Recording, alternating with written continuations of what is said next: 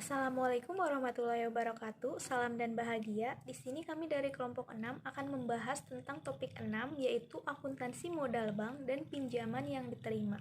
Perkenalkan, saya sendiri Nungki Alfiana, NIM 2018 017106 dan rekan saya ada Nur Amiyah, NIM 2018 017096, ada Kunifa Ijah, NIM 2018 017109 dan Alexander Anak Agung Kalingara, NIM 2018 017097.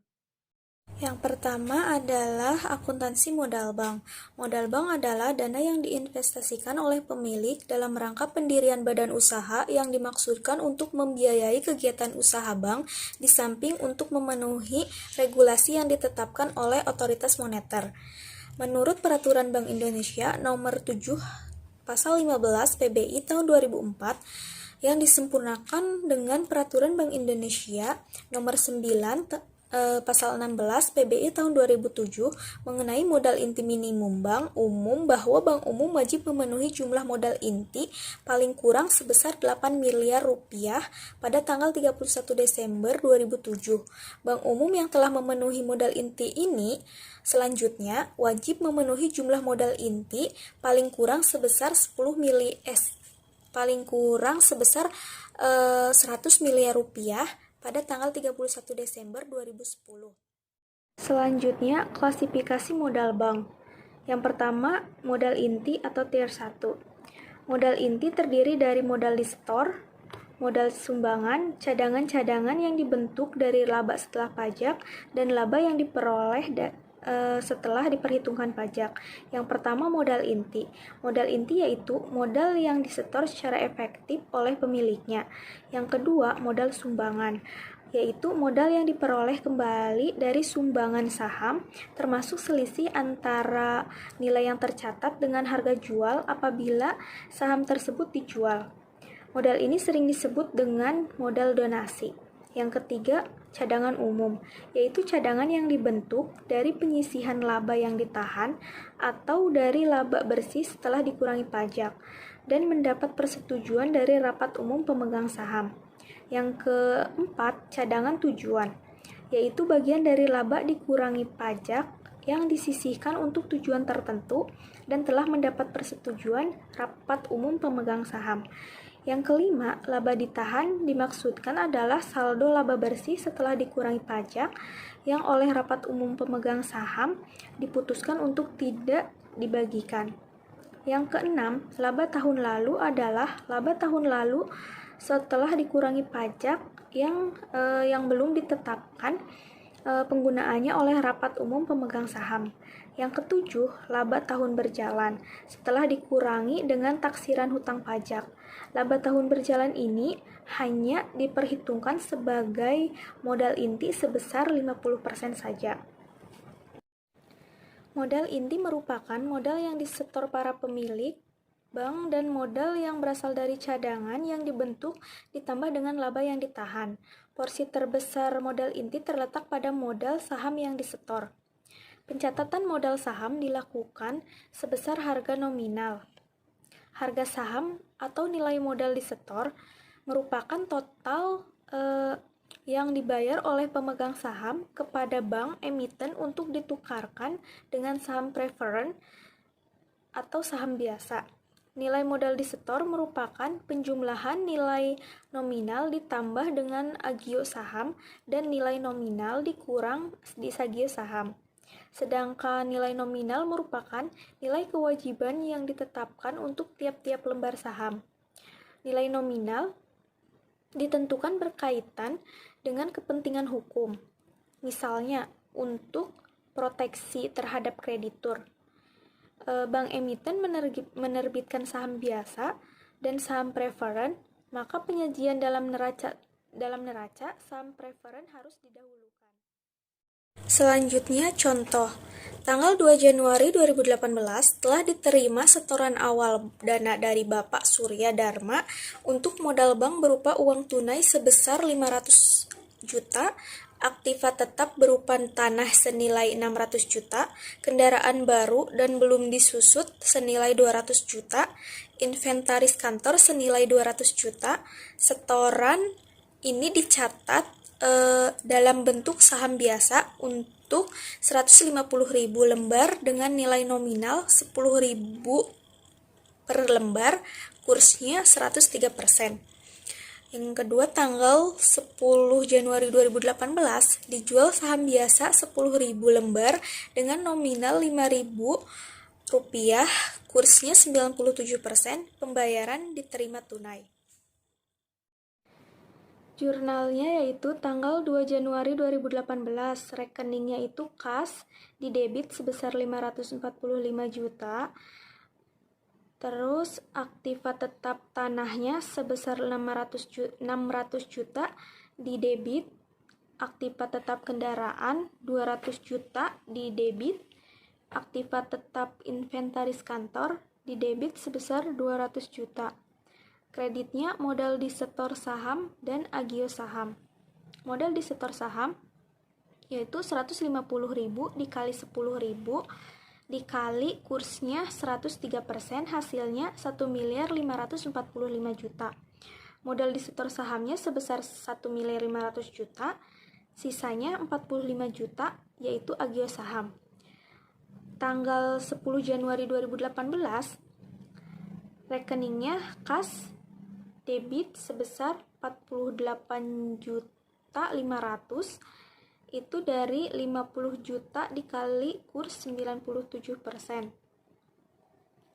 Di sagio saham sebesar 1.500.000, yaitu modal di setor saham sebesar 50 juta dikurangi 48.500.000. Modal di setor saham di kredit sebesar 50 juta, itu dari 10.000 dikali 5.000 rupiah. Contoh transaksi pemesanan saham. Tanggal 15 Juni 2018, Bank Mitra Buana menerima pesanan saham 10.000 lembar saham biasa dari PT Mirana dengan kurs 102. Harga nominal per lembarnya itu Rp10.000. Dan baru diterima uang muka secara tunai baru 60%. Tanggal 30 Juni 2018, pesanan saham tersebut dilunasi secara tunai. Maka jurnalnya yaitu tanggal 15 Juni 2018, kasnya sebesar 612 juta. Itu diperoleh dari 100.000 lembar saham dikali 10.000 rupiah dikali kursnya 102%. Hasilnya 1.020 juta. Dikali 60% uang muka yang baru diterima secara tunai itu 60% dikali 1.020 juta rupiah, hasilnya itu 612 juta, kasnya 612 juta. Yang terus selanjutnya piutang PT Mirananya itu sebesar 408 juta. Itu diperoleh dari sisa uang muka yang belum diterima. Sisa uang yang belum diterima yaitu sebesar 40%. Maka 1.020 juta dikali 40% hasilnya 408 juta. Kreditnya modal saham dipesan sebesar 1 miliar dan agio sahamnya itu sebesar 20 juta. Terus pada tanggal 30 Juni pesanan saham tersebut dilunasi secara tunai, yaitu kredit rekeningnya itu debitnya itu kas sebesar 408 juta, modal saham dipesannya sebesar 1 miliar, kreditnya piutang PT Mirana sebesar 408 juta, modal disetor sahamnya sebesar 1 miliar. Contoh selanjutnya, bila pesanan saham yang dilakukan oleh PT Mirana tidak dilunasi dan Bank Mitra Buana mengembalikannya sebesar 80% dari nilai yang telah dibayar, maka jurnalnya adalah tanggal 15 Juni 2018, rekeningnya itu agio saham di debit sebesar 20 juta, modal saham yang dipesannya sebesar 1 miliar di debit, kreditnya itu piutang PT Mirana sebesar 408 juta, lalu kasnya sebesar 489 juta 600, dan pendapatan lain-lainnya sebesar 122 juta 400. Kasnya itu diperoleh dari 612 juta dikali 80%, hasilnya 489.600.000. Dan pendapatan lain-lainnya itu 122.400.000 itu dari 612 juta dikurangi 489 juta, hasilnya 122.400.000. Selanjutnya, pembelian kembali saham. Saham yang dibeli kembali disebut dengan saham treasury.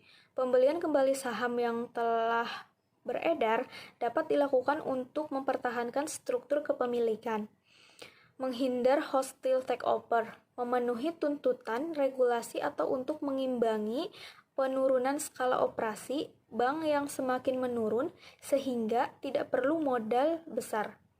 Perlakuan akuntansi untuk saham treasury terdiri dari dua macam.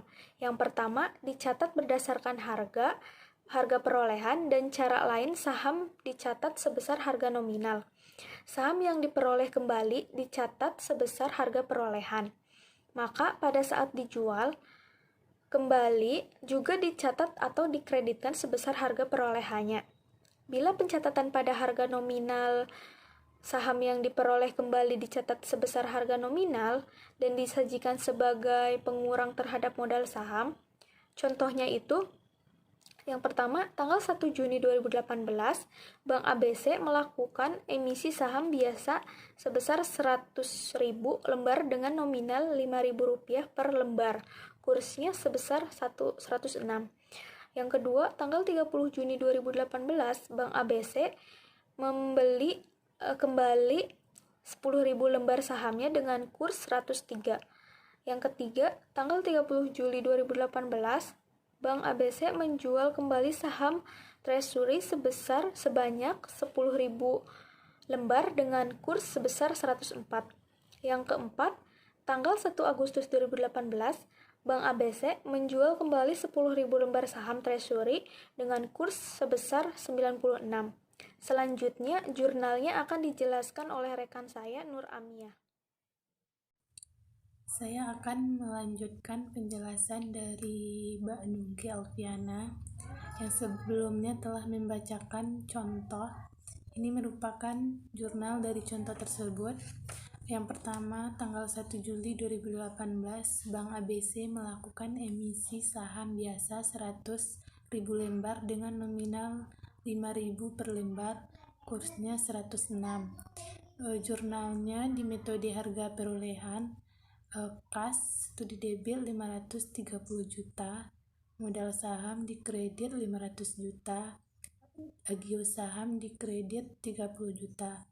Sedangkan untuk metode harga nominal, kas di debit 530 juta, modal saham di kredit 500 juta, agio saham di kredit 30 juta. Untuk yang contoh yang kedua, tanggal 30 Juni 2018, Bank ABC membeli kembali 10.000 lembar sahamnya dengan kurs 103. Jurnalnya di metode harga perolehan, saham Treasure di debit 51.500.000, di kredit kas 51.500.000. Sedangkan untuk metode harga nominalnya, saham Treasure di debit 50 juta, agio saham di debit 1.500.000, kas di kredit 51.500.000. Yang ketiga, tanggal 30 Juli 2018, Bank ABC menjual kembali saham Treasure sebanyak 10.000 lembar dengan kurs 104. Jurnalnya di bagian metode harga perolehan, kas 52 juta di debit, saham Treasure 51.500.000 di kredit, tambahan modal ST itu di kredit 500.000. Di metode harga nominalnya, kas di debit 52 juta, saham Treasure di kredit 50 juta, agio modal saham di kredit 2 juta. Soal yang keempat, tanggal 1 Agustus 2018, Bank ABC menjual 10.000 lembar saham Treasure dengan kurs 96. Jurnalnya di metode harga perolehan, kas 48 juta di debit, tambahan modal ST 3.500.000 di debit, saham Treasure 51.500.000 di kredit. Sedangkan di metode harga nominal, kas di debit 48 juta, agio modal saham di debit 2 juta, dan saham Treasure di kredit 50 juta. Selanjutnya, penarikan kembali saham Treasure. Saham Treasure ditarik kembali, berarti saham tersebut tidak akan diedarkan kembali. Perlakuan akuntansi untuk saham Treasure yang ditarik tergantung metode pencatatan sebelumnya. Jika berdasarkan harga perolehan, bank tidak mengakui kenaikan ataupun penurunan modal dari saham Treasure yang diperoleh, maka kenaikan atau penurunan saham Treasure harus diakui pada saat saham tersebut ditarik kembali. Jika harga perolehan saham Treasure lebih kecil daripada harga saham ketika emisi, maka kenaikan ini dicatat dengan mengkredit rekening tambahan modal saham Treasure. Bila terjadi sebaliknya, maka bank dapat mendebit rekening modal tambahan atau agio saham atau laba ditahan. Jika pencatatannya didasarkan pada harga nominal, maka bank telah mengakui kenaikan atau penurunannya, sehingga pada saat penarikan tidak perlu mengakui selisih atau kenaikan atau penurunan tersebut. Selanjutnya, ini contohnya. Misalkan setelah terjadi transaksi pembelian kembali saham Treasure di Bank ABC pada tanggal 30 Juni 2018, Bank ABC menyatakan menarik 10.000 lembar saham Treasure tersebut pada tanggal 15 Juli 2018. Maka pencatatannya berdasarkan metode harga perolehan tanggal 15 bulan Juni 2018. Rekeningnya modal saham di debit 50 juta, agio saham di debit 3 juta, tambahan modal di kredit 1.500.000, saham Treasure di kredit 51.500.000. Berdasarkan metode harga nominal, tanggal 15 bulan Juli 2018, di rekeningnya modal saham di debit 50 juta, saham Treasure di kredit sebanyak 50 juta. Selanjutnya, modal pelengkap. Yang pertama, cadangan revaluasi aktiva tetap, yaitu cadangan yang dibentuk dari selisih penilaian kembali aktiva tetap yang telah mendapat persetujuan dari Direktorat Jenderal Pajak. Yang kedua, penyisihan penghapusan aktiva produktif. Ini dibentuk dengan cara membebani laba rugi ditahan berjalan untuk menampung kerugian yang mungkin timbul. Yang ketiga, modal pinjaman. Utang yang didukung oleh instrumen atau wakat yang memiliki sifat-sifat seperti modal dan ciri-ciri yang tidak dijamin oleh bank yang bersangkutan tidak dapat ditarik atau dilunasi atas inisiatif pemilik tanpa persetujuan Bank Indonesia. Yang keempat, pinjaman subordinasi. Pinjaman yang memenuhi syarat ada perjanjian tertulis, mendapat persetujuan Bank Indonesia dan tidak dijamin oleh bank yang bersangkutan dan telah disetor penuh dengan minimal jangka waktu 5 tahun. Yang kedua, modal pelengkap tambahan. Pertama, bank menghitung modal pelengkap tambahan ini untuk perhitungan kebutuhan penyediaan modal minimum secara individual atau konsolidasi dengan perusahaan anak. Kedua, hanya dapat digunakan untuk perhitungan risiko pasar. Yang ketiga, pos yang diperhitungkan sebagai modal pelengkap tambahan ini adalah pinjaman subordinasi jangka pendek yang mempunyai beberapa kriteria. Selanjutnya, risiko kecukupan modal Bank Pengkreditan Rakyat atau BPR.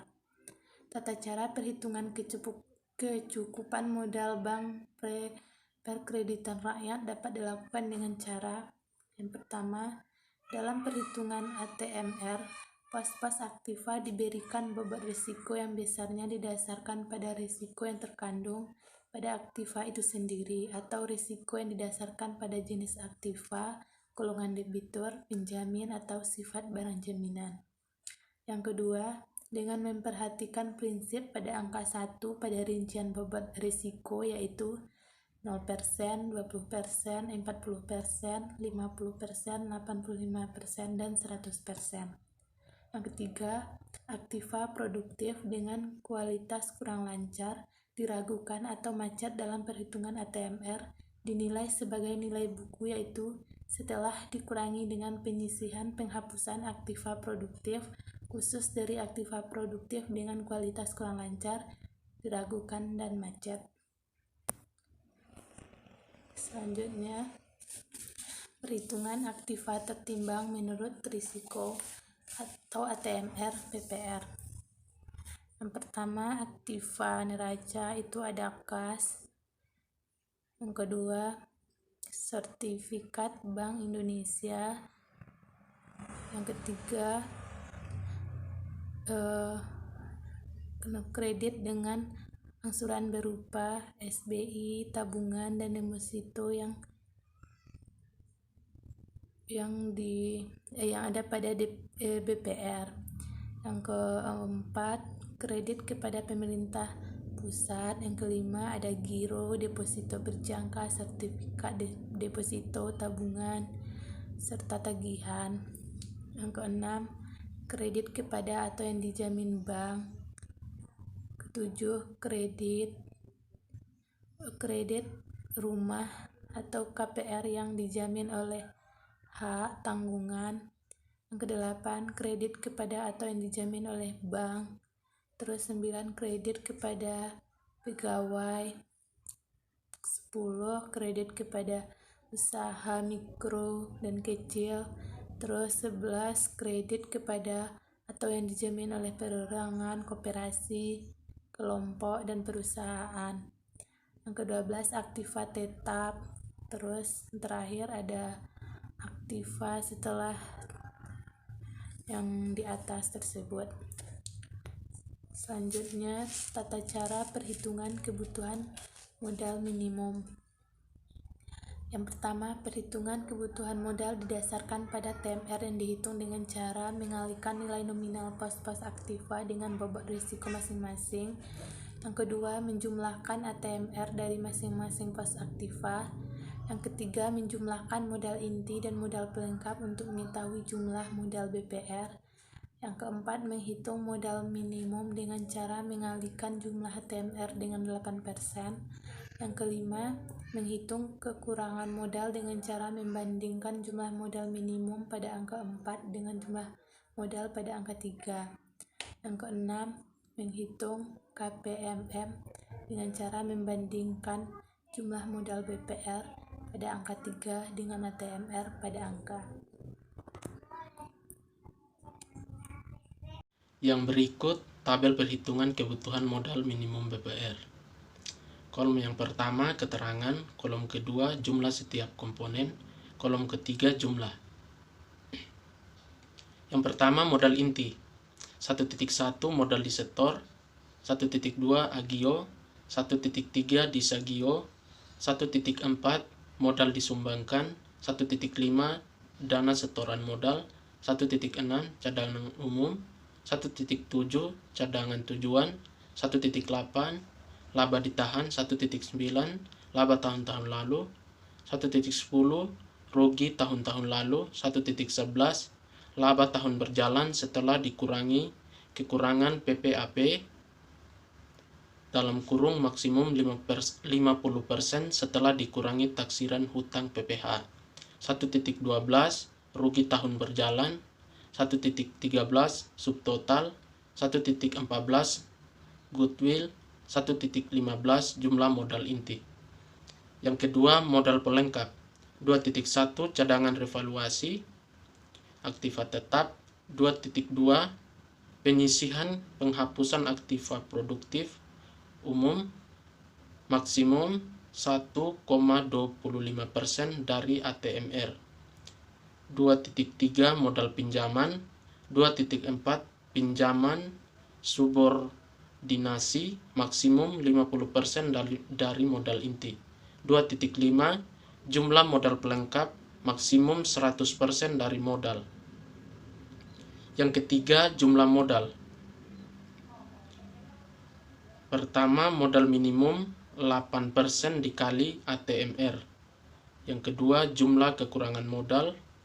Dan yang ketiga, rasio KPMM CAR sama dengan jumlah modal dibagi ATMR. Contoh, BPR XYZ mempunyai laporan keuangan berupa neraca dan laporan laba rugi per 31 Desember 2016, seperti pada tabel berikut. Tabel neraca BPR XYZ per 31 Desember 2016. Aktiva yang pertama kas sama dengan Rp63.647.000. Yang kedua, antar bank aktiva sama dengan Rp 21.869.000. Yang ketiga, wesel promise dan tagihan lainnya kosong. Yang keempat, efek-efek kosong. Yang kelima, kredit diberikan sama dengan Rp6.158.978.000. Yang keenam, penyisihan penghapusan aktiva produktif sama dengan min 205.541.000. Yang ketujuh, aktiva tetap dan inventaris sama dengan 295.233.000. Yang kedelapan, akumulasi aktiva tetap dan inventaris sama dengan min 40.750.000. Yang kesembilan, rupa-rupa aktiva sama dengan 25.028.000. Jumlah aktiva total sama dengan 6.318.464.000.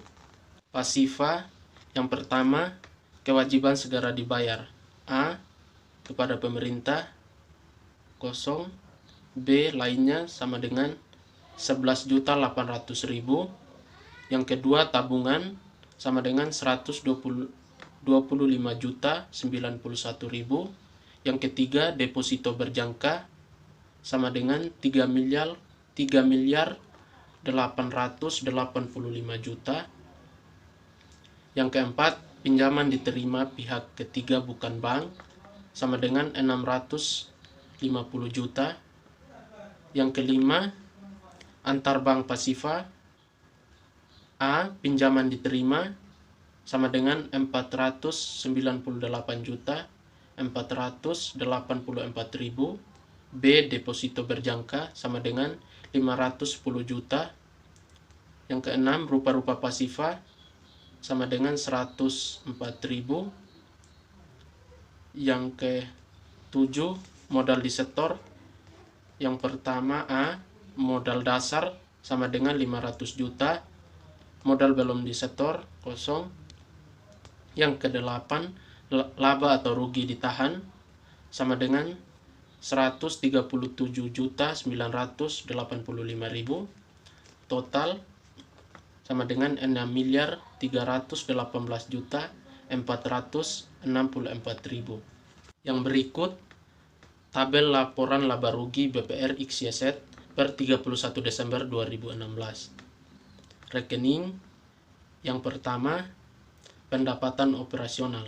A. Pendapatan bunga sama dengan 1.660.100.000. B. Provisi dan komisi sama dengan 100.462.000. C. Pendapatan lainnya sama dengan 13.230.000. Jumlah total pendapatan operasional sama dengan 1.773.792.000. Yang kedua, pendapatan non operasional sama dengan 9.750.000. Jumlah pendapatan total 1.783.542.000. Tiga, biaya operasional. A. Biaya bunga sama dengan 1.390.409.000. B. biaya tenaga kerja sama dengan 75.525.000. C. Biaya sewa gedung kantor sama dengan 2.500.000. D. Biaya pemeliharaan dan perbaikan sama dengan 16.130.000. E. Biaya pengadaan barang dan jasa pihak 3 sama dengan 19.996.000. F. Biaya honorarium sama dengan 150.000. G. Biaya penyisihan penghapusan AP sama dengan 123.500.000. H. Biaya penyusutan sama dengan 50.270.000. I. Biaya operasional lainnya sama dengan 39.694.000. Jumlah biaya operasional sama dengan 1.718.174.000. 4. Biaya non operasional sama dengan 4.520.000. Jumlah biaya total sama dengan 1.722.694.000. 5.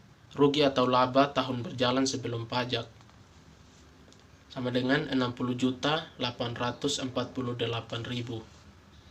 5. Sisa rugi atau laba tahun lalu sebelum pajak sama dengan 77.137.000. Yang ketujuh, jumlah laba sama dengan 137.985.000. Yang berikut tabel hasil perhitungan ATMR BPR XYZ per 31 Desember 2016. Yang pertama, aktiva tertimbang menurut resiko ATMR. Aktiva neraca yang pertama kas sama dengan 63.647.000. Yang kedua, sertifikat Bank Indonesia bobot resiko sama dengan 0.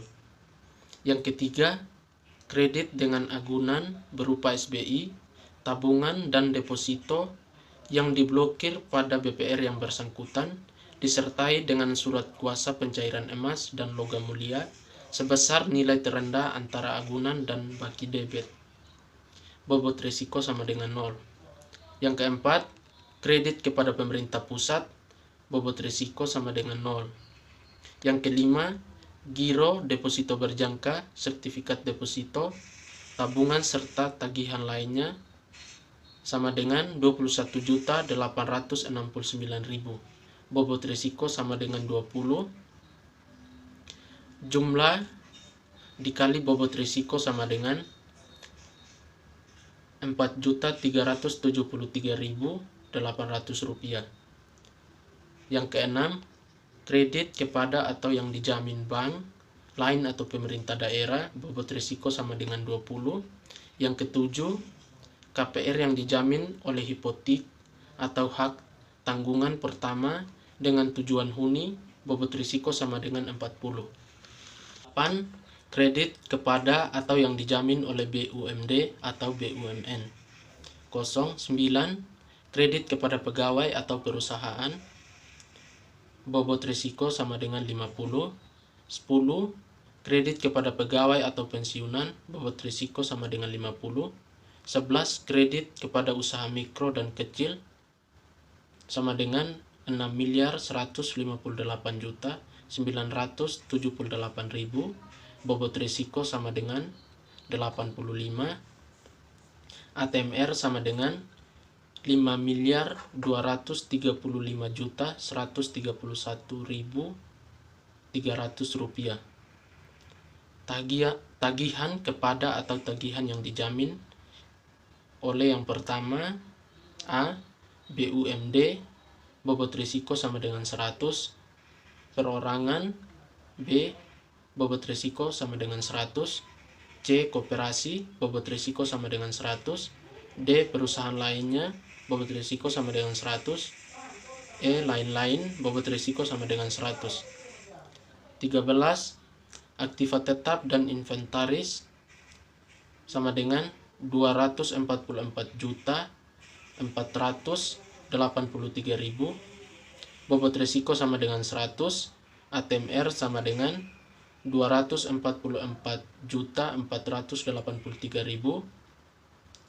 14 aktiva lainnya selain tersebut di atas sama dengan 25.028.000, bobot risiko sama dengan 100, ATMR sama dengan 25.028.000. Jumlah ATMR total sama dengan 5.509.016.100 rupiah.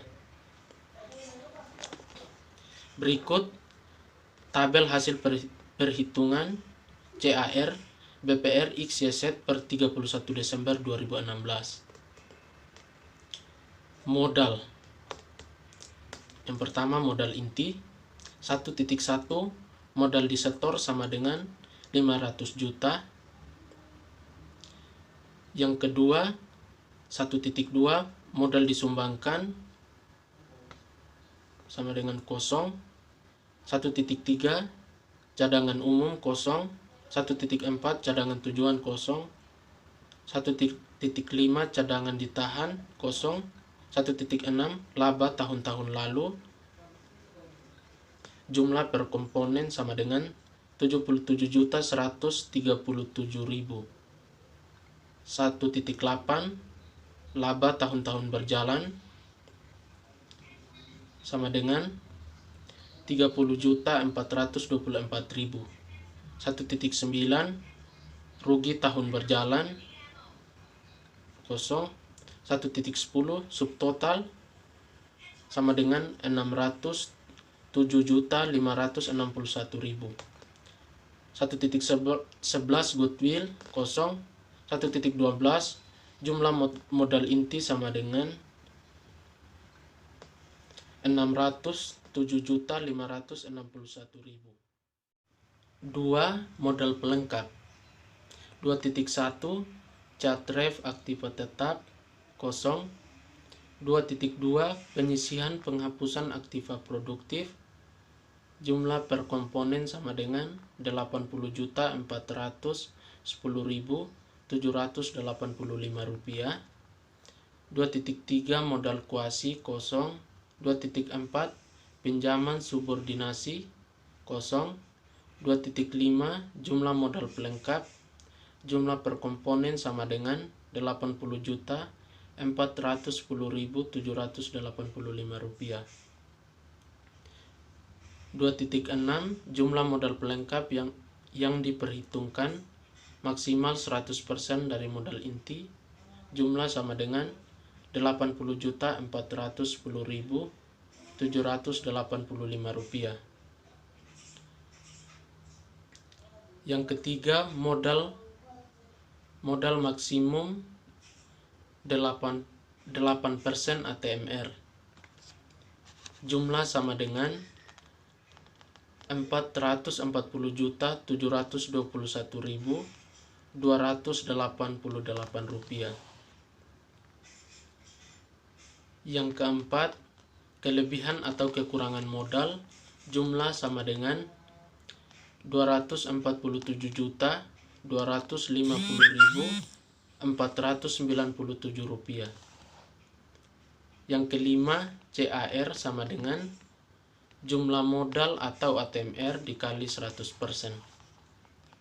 Jumlah sama dengan 12,49%. Rasio kecukupan modal bank umum.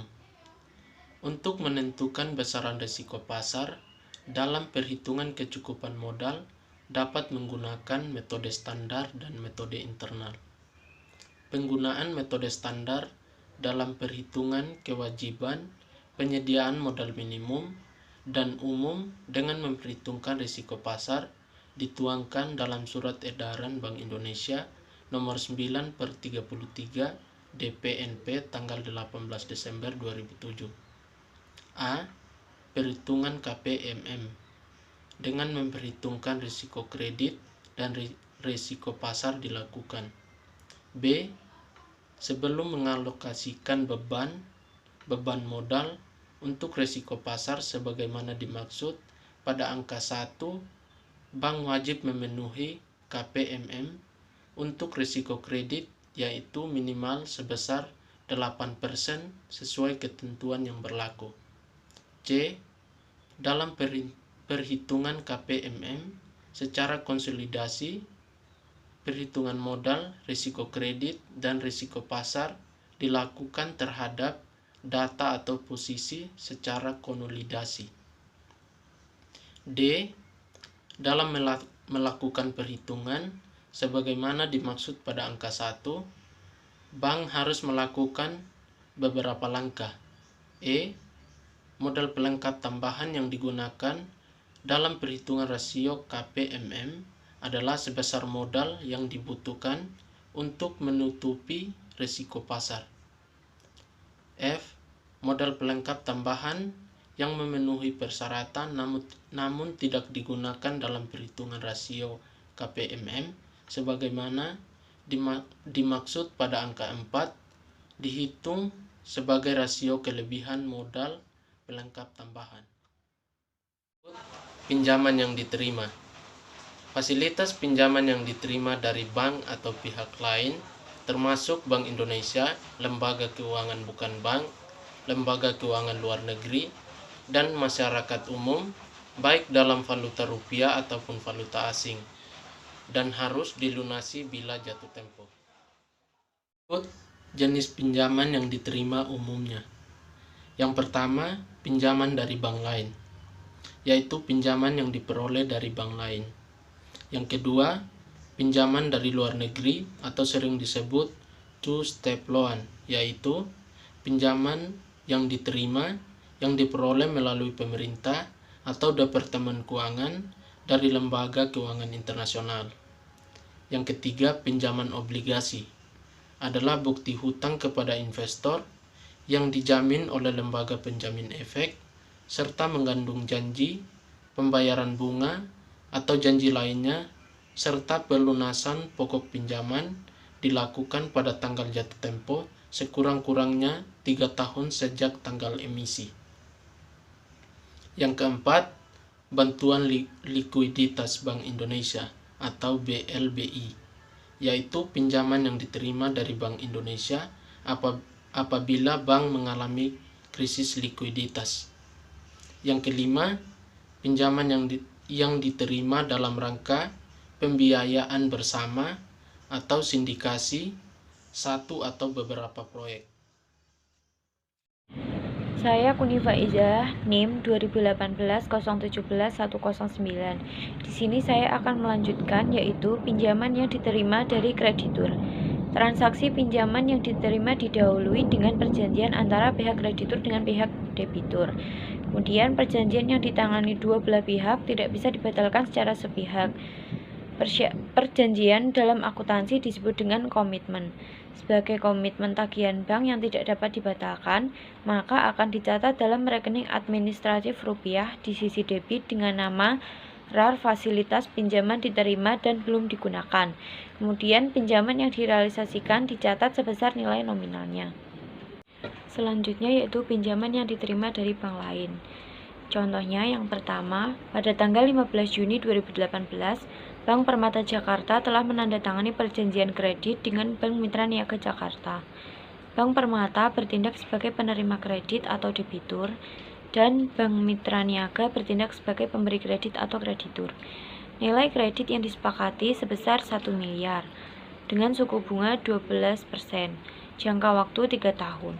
Untuk pencatatannya yaitu pada tanggal 15 bulan Juni 2018, debitur RAR fas pinjaman yang diterima dan belum digunakan, debit sebesar 1 miliar. Kemudian pada tanggal transaksi kedua, tanggal 1 Juli 2018, Bank Permata menarik kreditnya melalui Bank Indonesia atau melalui clearing senilai 600 juta dan langsung didebitkan ke rekening milik Bank Permata di Bank Indonesia Jakarta. Untuk pencatatannya yaitu pada tanggal 1 Juli 2018, kreditur RAR fas pinjaman yang diterima dan belum digunakan dikredit sebesar 600 juta. Debitur Giro Bank Indonesia didebit sebesar 600 juta, kemudian kreditur pinjaman yang diterima dikredit sebesar 600 juta. Untuk yang ketiga yaitu tanggal 5, Bank Permata menarik kredit lagi di Bank Mitra Niaga Jakarta sebesar 400 juta. Langsung didebitkan ke rekening giro Bank Permata di Indonesia di Bank Mitra Niaga. Pencatatannya yaitu pada tanggal 5 Juli 2018, kreditor pinjaman yang diterima dan belum digunakan sebesar 400 juta. Kemudian debitur giro bank lain didebit sebesar 400 juta dan kreditur pinjaman yang diterima dikredit sebesar 400 juta. Contohnya yaitu sebagai berikut. Bank Perkreditan Rakyat Arta Makmur Semarang telah menandatangani perikatan kredit dengan Bank Mandiri Semarang senilai 2 miliar rupiah dengan bunga efektif 12% per tahun. Kontrak kredit 1 tahun per 25 Juni 2018. Realisasi kredit dilakukan pada tanggal 1 Juli 2018 dengan biaya provisi dan administrasi sebesar 14 juta rupiah, biaya taksasi atau appraisal sebesar 12 juta rupiah, dan biaya perikatan notaris sebesar 10 juta rupiah. Selanjutnya yaitu membahas soal di atas. Karena BPR merupakan bank yang tidak diizinkan untuk menyelenggarakan transaksi giral, maka transaksi tersebut diselesaikan melalui bank umum. Tabel ini menggunakan metode bunga efektif. Untuk tanggal angsurannya di awal bulan atau tanggal 1, outstanding kredit didapat dari pinjamannya, kemudian cicilan bunga didapat dari pinjaman pokok dikali bunga dibagi 1 tahun atau dibagi 12. Setelah itu untuk mencari cicilan pokok, yaitu anggaran total dikurangi dengan cicilan bunganya. Selanjutnya yaitu pinjaman two-step loan. Yang pertama, pinjaman diberikan oleh lender sendiri atau dalam bentuk konsorsium kepada pemerintah Republik Indonesia. Yang kedua, pinjaman ditunjukkan kepada proyek yang memiliki tujuan untuk mengembangkan industri kecil dan menengah guna menunjang perekonomian. Yang ketiga, pinjaman dapat berupa devisa, barang modal, atau jasa atau tenaga ahli. Yang keempat, yaitu pemerintah meneruskan pinjaman kepada PFI, yaitu bank-bank dan LKBB dalam bentuk rupiah sehingga risiko selisih kurs yang terjadi menjadi tanggung jawab pemerintah. Yang kelima yaitu suku bunga TSL ditentukan oleh pemerintah. Yang keenam yaitu two-step loan berjangka waktu 15-20 tahun sehingga dapat diakui sebagai equity. Yang ketujuh yaitu perbandingan pembiayaan proyek antara dana TSL atau two-step loan dengan dana dari PFI atau Participating Financial Institution berkisar 80% banding 20% dari jumlah kredit. Yang kedelapan yaitu untuk tagihan TSL yang tidak ditarik atau tidak digunakan, PFI wajib membayar kepada pemerintah sejumlah biaya yang dibayar kepada lender oleh pemerintah sesuai dengan perjanjian termasuk komitmen charge sejumlah persentase tertentu berkisar 0,75% per tahun. Selanjutnya yaitu pinjaman obligasi. Obligasi yaitu instrumen untuk menciptakan uang. Sumber dana berasal dari obligasi yang merupakan alternatif bank dalam membiayai investasinya. Dalam penerbitan obligasi, bank harus mendapatkan izin otoritas pasar modal. Penentuan harga obligasi dihitung dengan rumus P sama dengan sigma N T sama dengan 1 CI per dalam kurung 1 plus R pangkat N plus PP per dalam kurung 1 plus R pangkat N. Kemudian rumus ini digunakan apabila penerimaan bunga setiap tahunnya itu, sedangkan bila penerimaannya setiap setengah tahun sekali, maka rumusnya menjadi P sama dengan sigma N, T sama dengan 1, CI per 2 per dalam kurung 1 plus R per 2 pangkat N ditambah dengan PP per dalam kurung 1 plus R per 2 pangkat 2N. Selanjutnya yaitu contoh. Bank Permata menjual obligasi PT Bank Permata pada tanggal 1 Januari 2018. Nominal par sebesar 1 juta. Dengan kupon atau tingkat bunga 15% dibayar setiap akhir tahun dan jangka waktunya 5 tahun. Investor atau pemberi obligasi mensyaratkan yield 14%. Harga obligasi dapat ditentukan sebagai berikut, yaitu menggunakan rumus yang penerimaan bunganya setiap tahun. Rumusnya yaitu P sama dengan sigma N, T sama dengan 1, CI per dalam kurung 1 plus R pangkat N ditambah PP per dalam kurung 1 plus R pangkat N. Sama dengan 150.000 itu didapat dari 1 juta dikali dengan 15%. Per dalam kurung 1 plus 0,14. 0,14 itu dari 14% dijadikan menjadi desimal, kemudian menjadi 0,14 pangkat 5. Ditambah dengan 1 juta per 1 dalam kurung 1 plus 0,14 pangkat 5. Menghasilkan Rp1.034.330,81. Sekian presentasi dari kelompok 6, kurang lebihnya mohon maaf. Wassalamualaikum warahmatullahi wabarakatuh. Salam.